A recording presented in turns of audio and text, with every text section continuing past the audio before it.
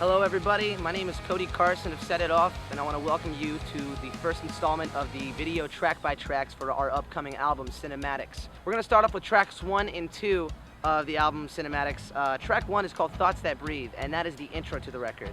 And what's cool about this is I'm a huge Hans Zimmer, movie scoring, really dark fan. I really like the Dark Knight soundtracks. And so I just started messing around in the van one day, kind of composing something and putting something together.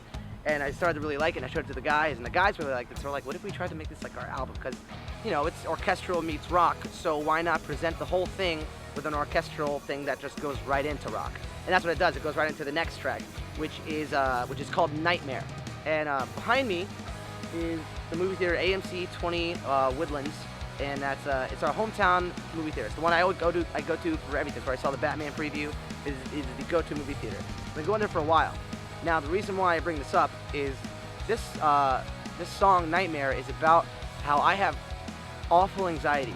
When I was a kid, I used to have to take a pill called Celexa, and because I would wake up in the middle of the night and I'd envision just awful things. Yeah, I had terrible nightmares. I slept in my parents' bedroom when I was a kid, all the time. I'm not ashamed to tell anybody that. I just had a lot of irrational fears. And I decided one day that I wasn't going to take the pill anymore because I wanted to deal with my problems on my own, and I went cold turkey. And I think it had some kind of effects, because now I have really bad anxiety all the time.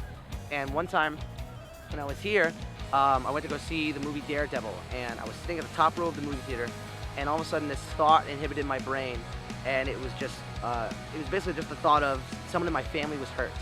And so I started thinking about it more and more, and I was like, oh no, you're being ridiculous, don't think about it. And then because I was trying to not think about it, I thought about it more.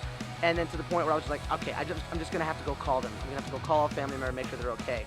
But it started to get worse and worse. So I started to walk down the stairs of this movie theater, and so all of a sudden, I felt like I lost all my blood in my body. I became cold.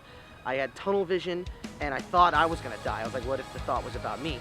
So I walk outside of the movie theater, and as soon as I exit the theater doors, not the entire thing, just the one theater, I'm in the lobby of the movie theater, and I collapse to the floor. And I collapse, and I'm just yelling, help me.